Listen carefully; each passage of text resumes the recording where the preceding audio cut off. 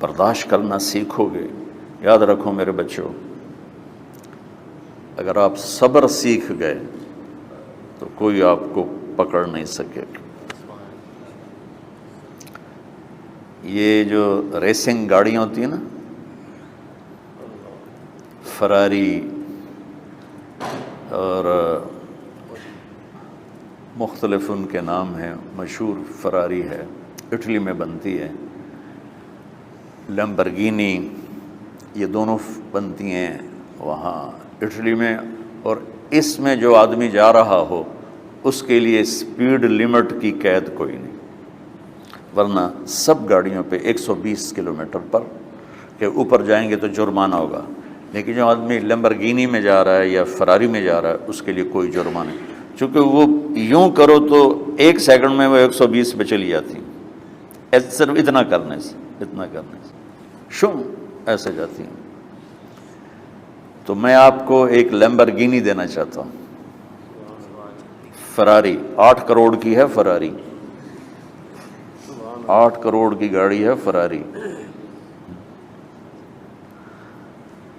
کئی دفعہ وہاں جب جاتا ہوں تو کوئی نہ کوئی بٹھا دیتا ہے، یہ آپ کو ذرا سیر کرائیں. وہ ہمارے کو تو شوق کی کوئی چیز ہے نہیں، وہ نوجوانوں کے شوق کی چیز ہے. تو 8 کروڑ کی گاڑی ہے، میں مفت آپ کو دے رہا ہوں. وہ ہے صبر. آخرت کے سفر میں اگر تیز چلنا چاہتے ہو، سب سے آگے نکلنا چاہتے ہو، تو صبر کی فراری پہ سوار ہو جاؤ. تمہیں کوئی پکڑ نہیں سکے گا، تمہارے کوئی قریب بھی نہیں آ سکے گا. کہ دنیا میں صبر کرنے والوں کا قحط آ گیا ہے. بڑے بڑے علماء ہیں اخلاق سے خالی، بڑے بڑے علماء ہیں صبر جانتے ہی نہیں. اور پورا معاشرہ سر علماء، تم کل کے علماء ہو اس لیے علماء کی بات کر رہا ہوں، ورنہ پورا معاشرہ میرے بچوں صبر سے خالی ہے. تم سیکھو.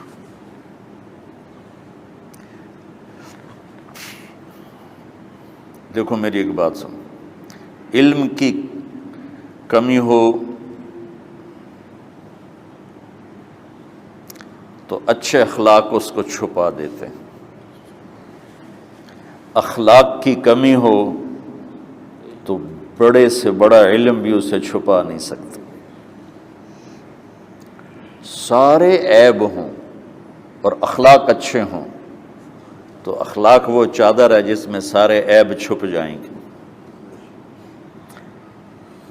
اور ساری صفتیں ہوں اور بد اخلاق ہو تو ہر صفت کو بد اخلاقی چھپا دے گی. میرے نبی نے نماز لمبی پڑھی، اللہ نے روک دیا، کہا نہیں چاہیے. ما انزلنا علیک القرآن لتشقی، مختصر نماز پڑھیں، درمیانی نماز پڑھیں. پیسہ سارا خرچ کر دے، اللہ نے روک دیا. ولا تبسطها کل البسط، میرے نبی سارا خرچ نہ کرو، کچھ بچا کے بھی رکھو. تبلیغ میں اپنی جان کھپائی، اللہ نے اس سے بھی روک دیا. فلا تذهب نفسك علیہم حسرات، تبلیغ کرو خود نہ مر جاؤ. تبلیغ کتنا بڑا عمل ہے، اللہ نے کہا اعتدال. نماز کتنا بڑا عمل ہے، اللہ نے کہا درمیانہ ہاتھ رکھو. مال خرچ کرنا کتنا بڑا عمل ہے، اللہ نے کہا درمیانہ ہاتھ رکھو. جب میرے دل میں نے اخلاق میں بلند پرواز دکھائی تو اللہ نے کہا شاباش انک لعلی خلق عظیم. میرا نبی میں آپ کو شاباش دیتا ہوں، آپ کے اخلاق بڑے عالی شان. یہ نہیں کہا کہ اتنے بھی ذرا تھوڑا اکھ بھی کھائی کر کوئی کوڑا ہویا کر. تو تم مولوی بڑے غسیلے ہوتے ہو. تم میرے بچے بیٹھو نا اس لیے بات کر رہا ہوں. صبر نام کی شے ہی نہیں ہوتی. فقہ پڑھنا تو ہماری مت ماری جاتی. قرآن کو بھی فقہ کے انداز میں پڑھتے ہیں، حدیث کو بھی فقہ کے انداز میں پڑھتے ہیں. بخاری سے زیادہ امام بخاری پڑھاتے ہیں. ترجمۃ الباب پہ اتنا وقت لگا دیتے ہیں کہ حدیث جو اصل چیز ہے اس کی طرف توجہ نہیں جاتی۔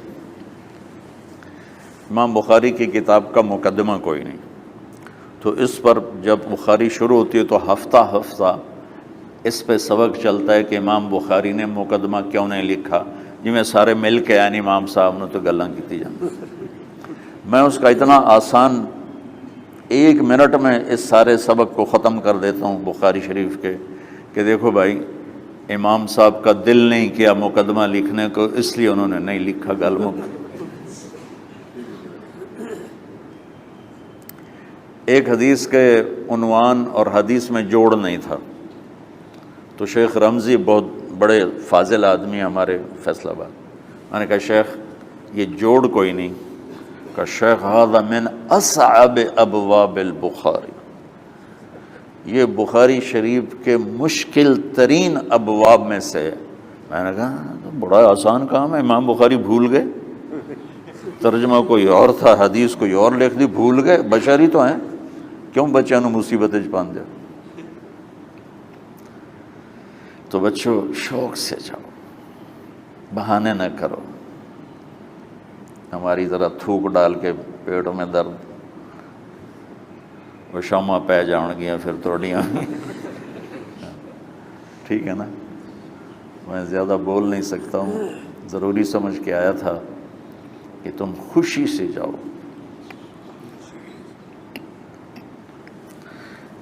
پھر اس میں جو ناگواری آئے گی اسے برداشت کرو گے تو پھر آپ کا صبر بڑھے گا۔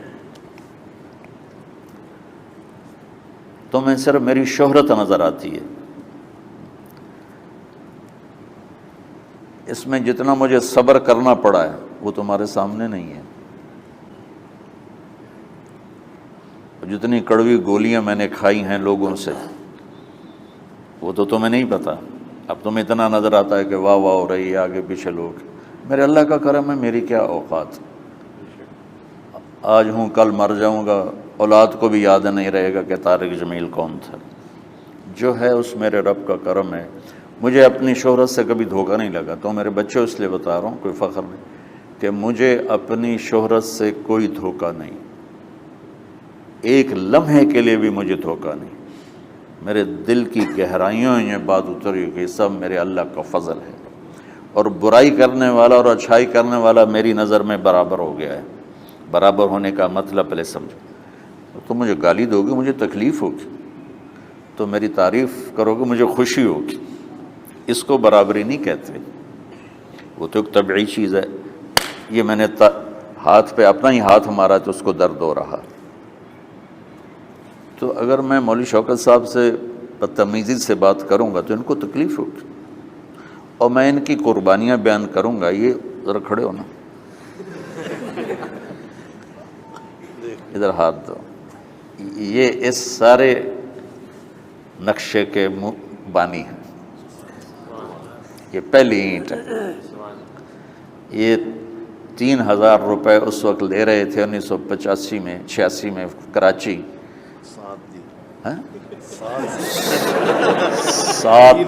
7,000 ان کی تنخواہ تھی، اور میں نے ان کو تلمبے میں بلایا 900 روپے مہینے پر۔ کتنا فرق ہے 7,000 اور 900 کا؟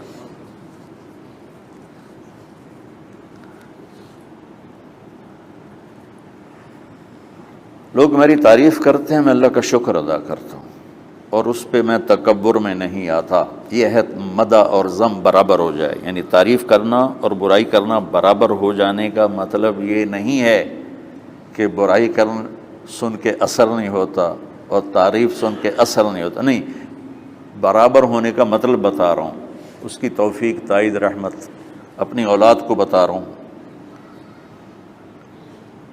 کوئی میری تعریف کرتا ہے میں اللہ کا شکر ادا کرتا ہوں اور اپنے آپ کو بھولتا نہیں ہوں، کوئی میری برائی کرتا ہے تو میرے دل میں اس کے لیے کوئی منفی جذبہ نہیں پیدا ہوتا۔ یہ ہے اچھائی برائی کو برابر کر دینا۔ کہ میرے اوپر مختلف الزام لگتے ہیں تو میں ان کو پی جاتا ہوں، اور اس طرح کا معاملہ کرنے والوں سے اپنے دل کو بالکل صاف رکھتا ہوں، بالکل صاف، اور میرا ان سے معاملہ اسی طرح ہوتا ہے جیسے پھر آؤ جی اپنی وجہ سے کبھی کسی سے قطع تعلق نہیں کرتا۔ تو بچوں، صبر بہت بڑی دولت، یہ تمہاری تبلیغی زندگی میں بھی کام آئے گی، علمی زندگی میں بھی کام آئے گا، جب تم گھر والے بنو گے، شادیاں ہوں گی، اس وقت یہ کام آئے گا۔ ٹھیک ہے، اب بہانہ تو نہیں کرو گے نا، خوشی سے جاؤ گے نا؟ چلو، السلام علیکم۔